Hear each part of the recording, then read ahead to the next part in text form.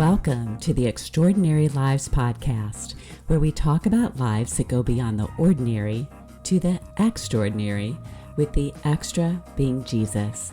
We'll be encouraged with amazing stories and helpful insights from the lives of ordinary people who have that extra, that supernatural difference that only Jesus can give. I'm your host, Ellen Bennett. Thanks for joining us. Hi, everyone. Welcome to the podcast, Hayley and Micah Lyle. I am so excited to interview you today. Hayley is my beloved daughter, and Micah is my beloved son-in-law. So we were so excited to get him as part of the wedding a couple years ago. They will have been married 2 years in October. Honored to be here. Thanks for having us on the podcast. Yes. Well, I know you both have amazing God stories in your life. I love that you have such a real and close relationship with the Lord. So I'd love to hear a little bit more about that. First of all, Hayley, how did you come to know Jesus? Well, yeah, it's hard to know where to start, but I feel very grateful that throughout my life, I feel like the Lord has kind of met me where I'm at. So even as a young kid, I felt like I always knew him in some capacity. And a lot of that was just growing up in a great Christian family that were already witnesses to me of just who God is and what his love is like. I think that authentic understanding of God's love is incredible, and getting to grow up in that environment. I got very blessed to have, that understanding just kind of naturally. But I remember even as a kid playing around outside and just felt like God was playing with me. And I would go around and play in the bushes, and I loved making mud cakes and all of this. And I got into blessing the trees around me and stuff. And one day I walked past this tree and there was this fruit that I'd never seen on it. I had never had fruit before. And I remember looking at that and thinking, oh my gosh, God, he did that. And it's a fun little story, but I feel like even as a child, the Lord was playing with me.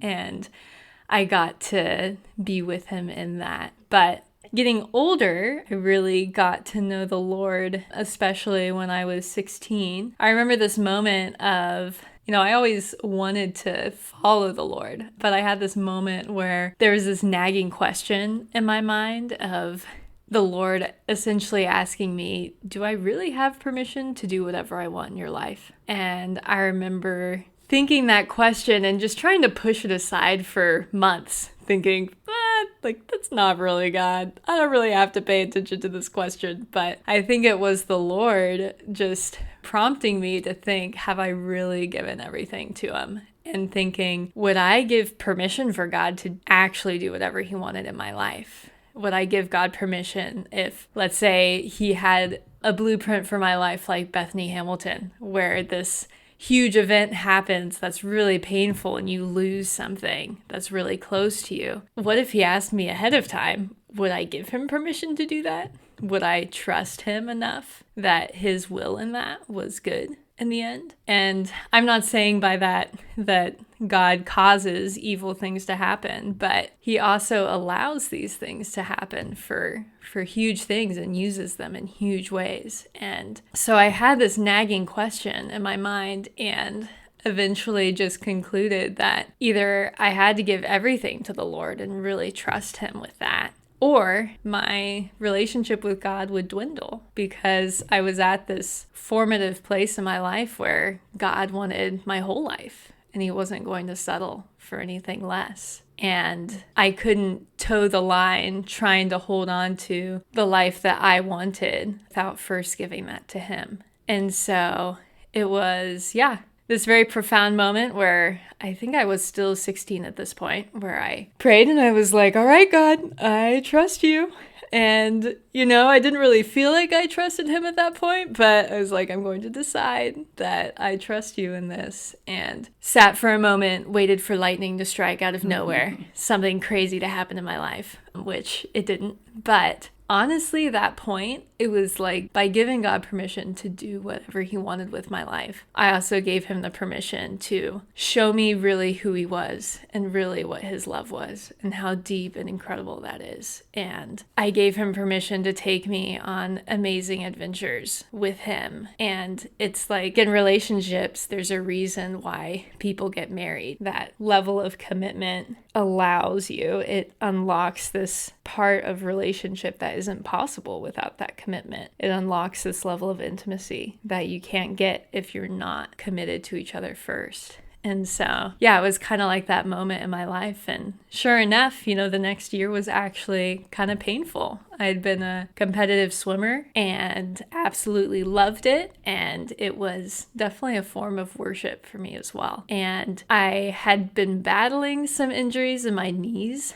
for a little while that had actually gotten better. But then that year, the knee problems came back, and then I got tendonitis in both my shoulders as well. And at that point, you can't really swim very fast if you can't use your legs or your arms. So I was kind of stuck and was like, all right, I guess I need to take a break from swimming. But the Lord in that year, it was almost overwhelming how much he showed me his love for me in that season of him letting me lose something that was really precious to me at that time. And it ended up being one of the sweetest years where, even though it was painful and physically painful as well, I got to see God's love and feel God's love like never before. And I think that was just some of the grace that comes with choosing to give everything to God. It really does open up your heart to receive everything from him too. So that's amazing. I remember that time as well. From the outside looking in, it looked like a lot of your identity was in swimming. Who is Hayley? She's a swimmer. And I could be wrong in that. You'll have to tell me if you agree. But what I saw during that time is that you were willing to yield to God. That instead of being angry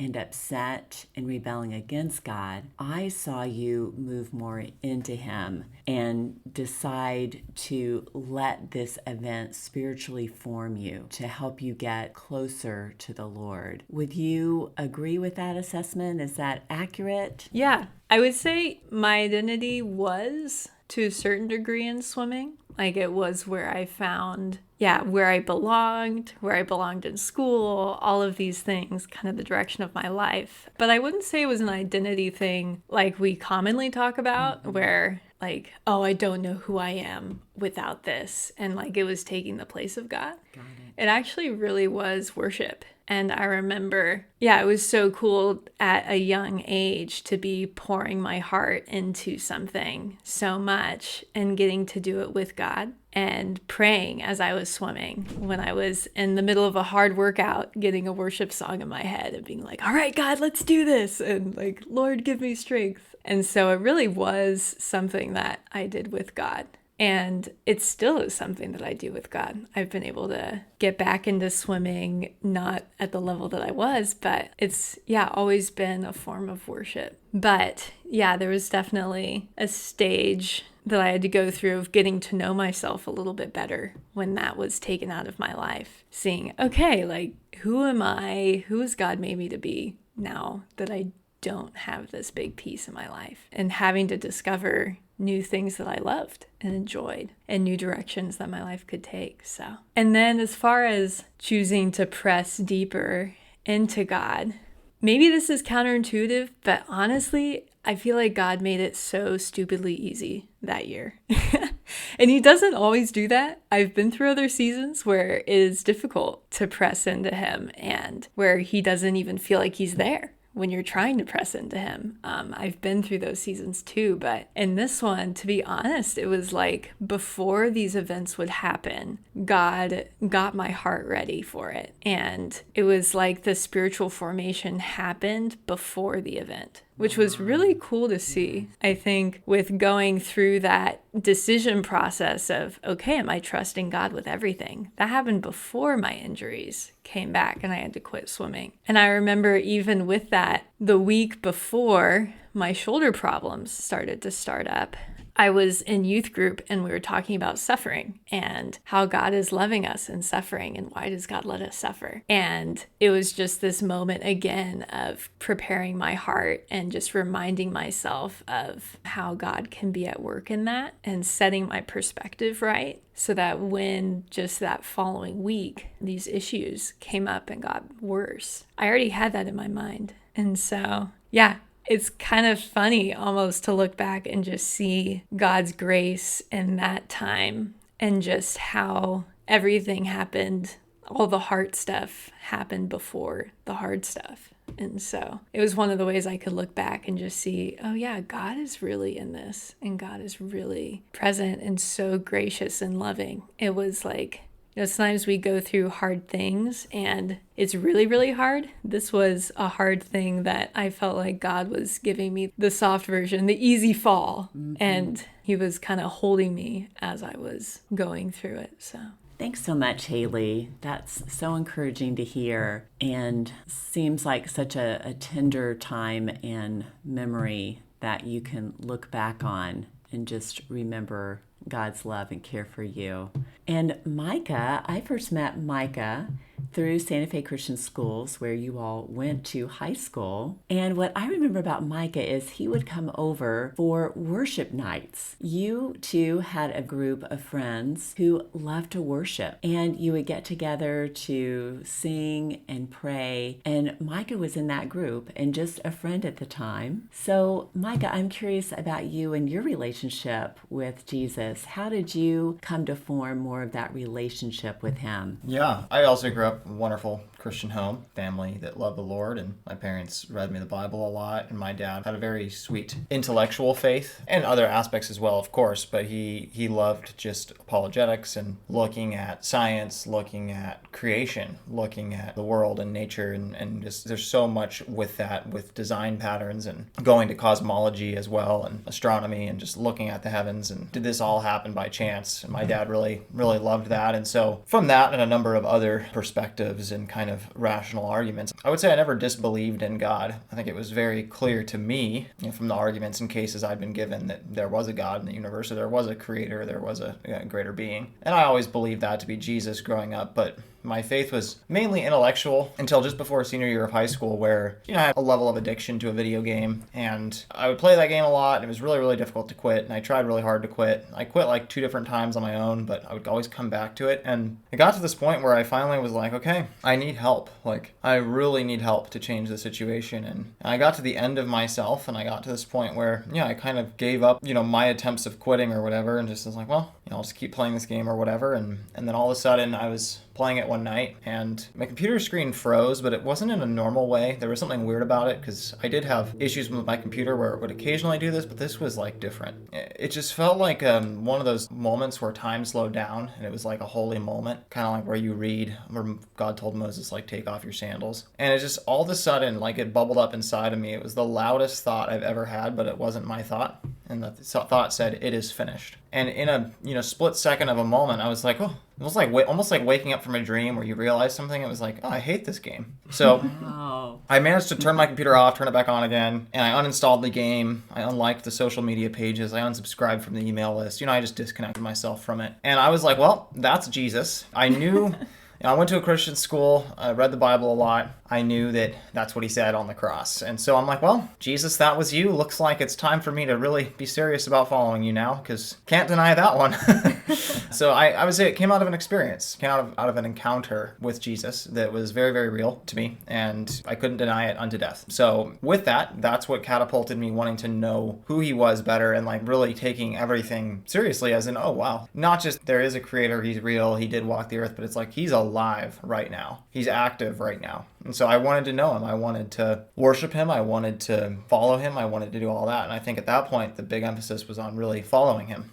So I wanted to know what he was all about and what it meant for me to be like him. And Hayley and I would do a lot of worship nights. We love prayer and worship, still do. Love just getting together with friends and worshiping the Lord. And that's one of the ways I personally connect with him. And through just setting aside time to focus on whether that's worship or singing or just being still and quiet, which I think is also worship, or many other forms as well, where it's just putting my attention and focus towards the Lord, who is there. He's not there in a way that's, I would say, like, oh, Jesus walked through my front door, physically speaking. Yeah, he's there. He is literally in our midst, and he's with us, and that's what the Bible says. So I'm focusing on that. I'm focusing on what is he doing, and my thoughts, my mind, my imagination, all of it, allowing him to fill it. That's kind of how it came up with the worship nights thing, and that's kind of how I started to get to know Jesus better. I would say definitely out of that moment, and then many others that followed, but that was the cornerstone defining moment, if you would say. Wow.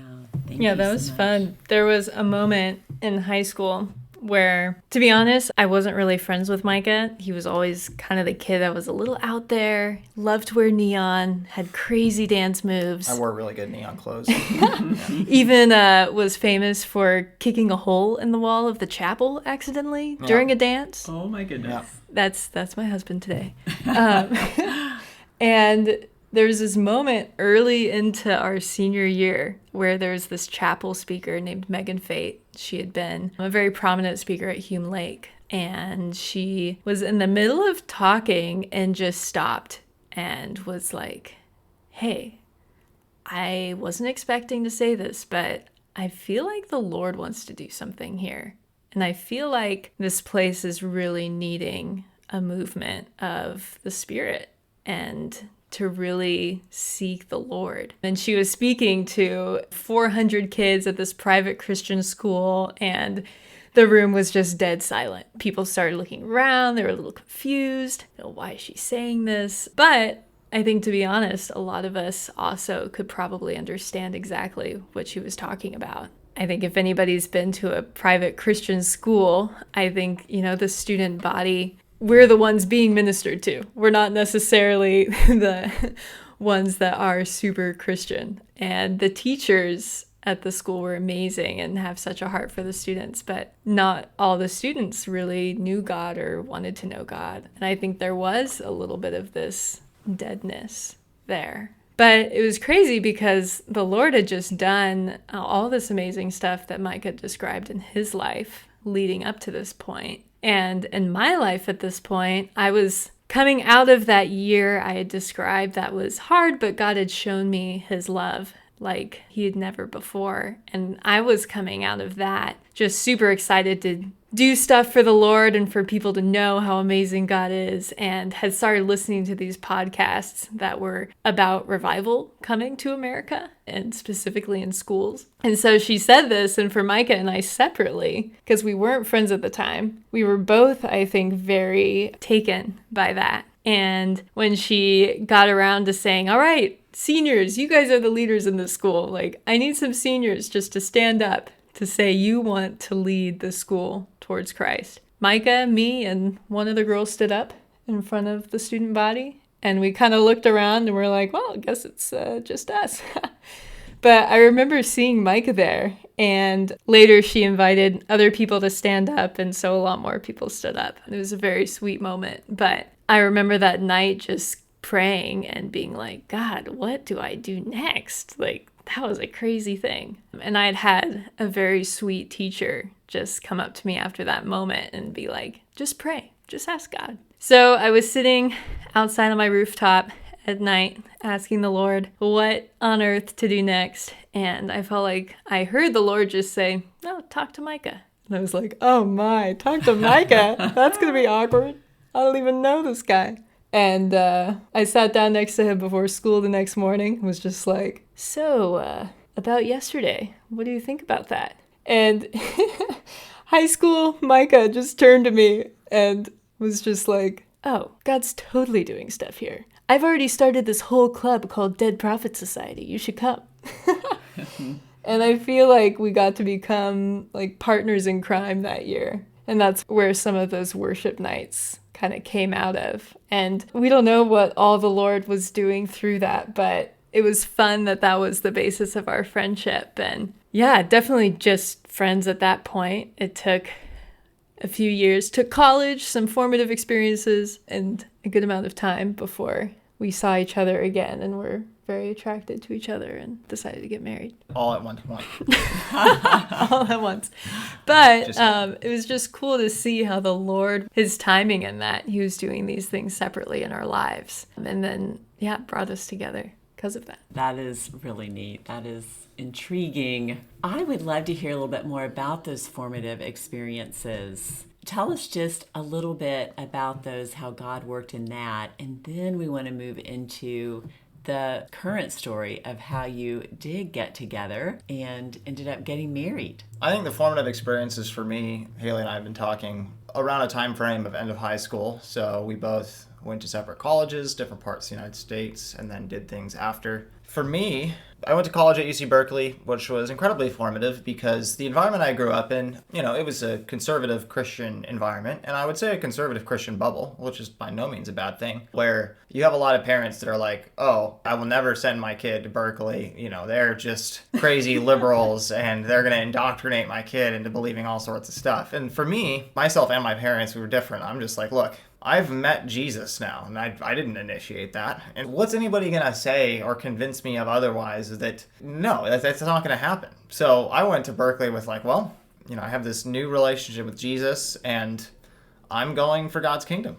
I'm God's son, and I get to go there, and the light is much greater than the darkness. And, I got to see that. When I was at Berkeley, I got to be a part of an event that put 2,000 people on Sproul Plaza, and we prayed for 12 hours straight in the midst of a campus where all these things had come out that were anti-Christian, anti-God, whatever. In the same place the free speech movement started, we did prayer things. I would go out with my friends out to Frat Row, out in the streets, and talk to other students about Jesus. We would pray for people to see healing. We would ask the Lord to tell us information about people that only he would know and only they would know, so that they would know that there's a God that loves them and that cares about them. And we saw that happen. And we saw miracles happen on a secular campus where they don't even believe in those things anymore. And I wouldn't say we saw it on like a huge scale, at least from my perspective. But for me, it was just a continual sign of the mindset I went in with, which was that God is stronger than all of this. And I'm not making a political statement here or anything like that, but I'm more so talking about this idea of an atheism or just that there is no God, everything's relative, that kind of thing that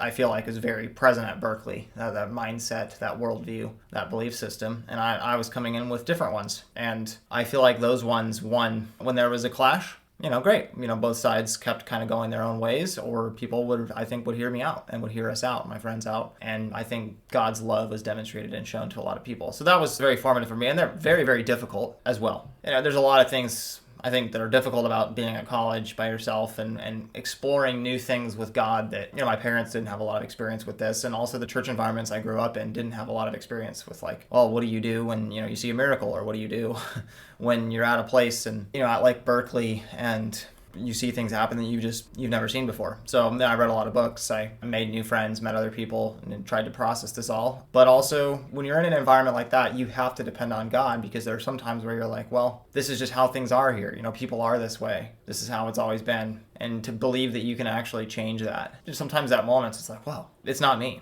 I cannot change this, but the Lord can.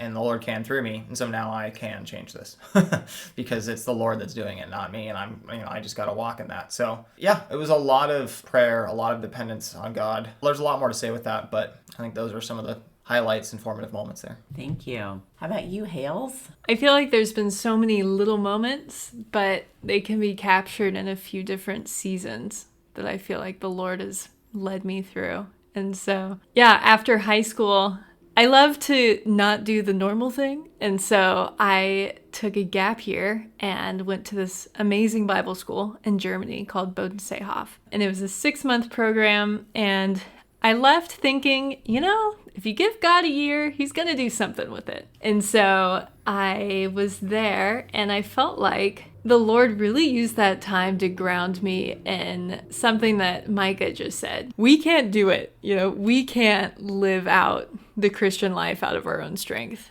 It's God in us. And no matter what situation we're coming up against, whether it is having a conversation with people from rough backgrounds on Frat Row about the Lord and seeing what God's doing, as Micah was at Berkeley, Or, for me, just even in my daily life at that point in Germany, just wanting to be a leader of the small group that I had been elected to be the leader of, and feeling like people weren't into it, and all of those little things that would come up. It was this reminder of, oh yeah, it's God in me. And I remember in that moment too, another really valuable lesson was really wanting to do worship. They had a lot of people doing worship at the school, and I played the violin and I could sing well. And so I remember waiting for them to ask me and invite me to do worship, because that was the culture there, was they would invite you into it. And I was waiting for so long and getting frustrated that they hadn't asked me yet. And they finally did. I was finally invited to do worship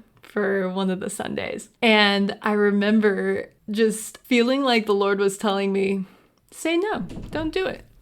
And I was like, what? Like, Lord, I've been waiting for this moment. Obviously, this is for you. But in that moment, I realized I had way too much on my plate at that point, and that God cared a lot more about me and his relationship with me than about me doing things for him. And so that was a really beautiful season of really having that kind of pounded into me in a lot of different ways. And I feel like I can be a little thick about things sometimes, so I need the multiple lessons. And having that lesson going into college was just very, very helpful. Because college, I went to Wheaton College out in Chicago, and I have to say, first of all, it was just amazing. I love the school. I think incredible people go there. It's a private Christian college. And so with that, the things I was learning, it was all theology based, and I just loved it. But the environment was actually kind of tough for me. I think living in the Midwest, where it gets really cold in the winters and it's dark and there's a lot of cloudy days, there was definitely this element of seasonal depression coming in. And I was trying to figure out friendships and growing in that area, and also doing some ministry that was pretty rough ministry. It was really a beautiful thing, but I was reaching out to women in the sex industry. A lot of them have backgrounds of being sex trafficked. It's something that's very much on my heart. And so the stories from that and seeing that whole environment in that world was also heavy to carry. And so college, I felt like I was processing a lot of, okay, like, what does it look like to trust God in this? And was a very spiritually dry season, at least my middle year in Wheaton. I say my middle year because I graduated in 3 years, so it's kind of my sophomore and my junior year, so I just call it my middle year. I feel like that season, it was then this new time of the Lord really strengthening my faith in a different way, where before my faith had been very blessed by these incredible experiences of God. And reading my Bible and having a verse jump out at me and just knowing that's the Lord. Or the way that God can weave together conversations throughout a day and different events in your life. And you look back and you're like, oh my gosh, like God is so obviously here. That had been a big part of my relationship with the Lord. And in college,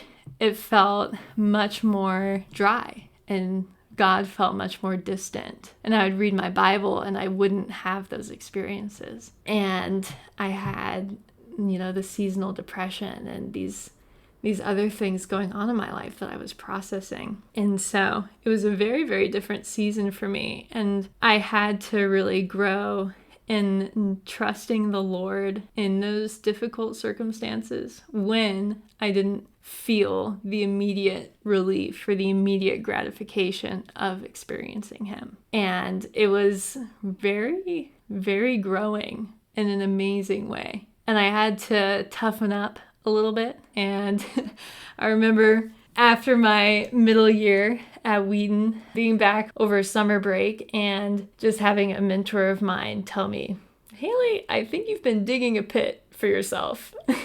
You've been thinking a lot of discouraging thoughts. You've been letting this comparison game be in your mind, which I was. I was comparing Wheaton, Illinois a lot to beautiful Encinitas, California, where it's sunny and 70 degrees all year long. It's not a good thing to set up in your mind. And I just remember her saying, Hayley, stop digging a hole. Just stop it.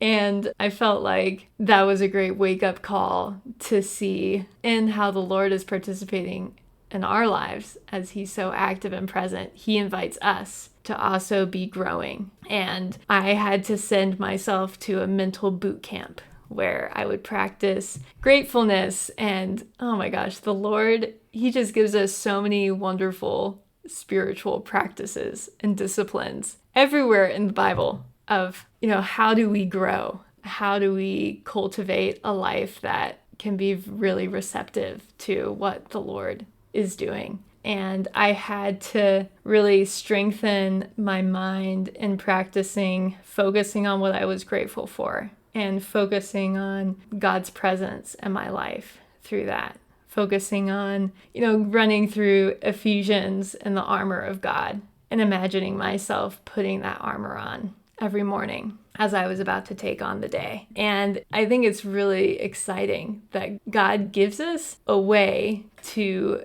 grow and take these on with him. And through that maturing in that season, the next season of my life was spending a year in India. And I think for most people, going to India for a year would be way more difficult circumstantially. But having gone through that mental boot camp, even in all of the unknowns that came with being in India and confusing things with work and things that were genuinely very frustrating and difficult, it's like the Lord had been preparing me for that. And it was so much easier to trust in the Lord and be in him through that. So that's a very long way to describe some of those seasons, but it's really exciting to get to see how God is growing you and how things get easier, I guess, in a way.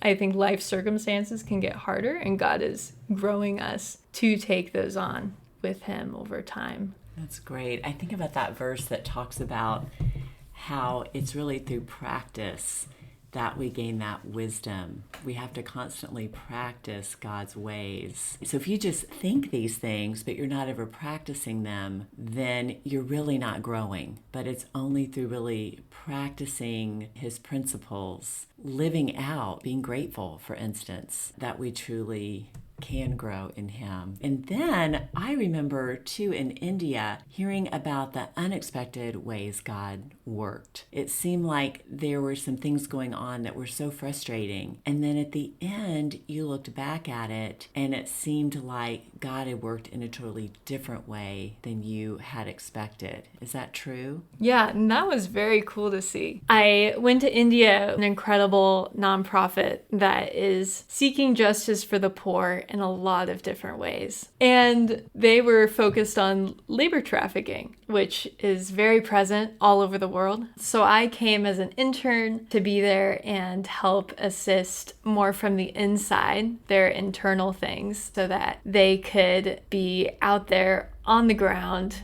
finding cases, bringing them to the government, really advocating for the government to act on these cases. And it was all in all a really cool experience and just amazing to get to be a part of that. But some of the frustrations that my mom was referring to is just that when I showed up, they actually didn't know I was coming. And the position that I had showed up for didn't exist. They had just rewritten their program and it didn't include the program that I had come to help out with. And so I show up in India ready to hit the ground running and there's nothing for me to do. And it was literally months before they really found something for me to get to do and help out with. And so I was able to assist in lots of different random ways, but the purpose that I thought I was going there for wound up not being the purpose that I was there for at all. And so, and also culturally, there's a lot of indirect communication, a lot of beating around the bush. There was some experiences I had that were really frustrating just with being a foreigner and working through those things. And then also on top of that, being a woman and a foreigner, sometimes feeling like I had all of these Indian fathers trying to look out for my life in ways that I was not used to, being a Westerner.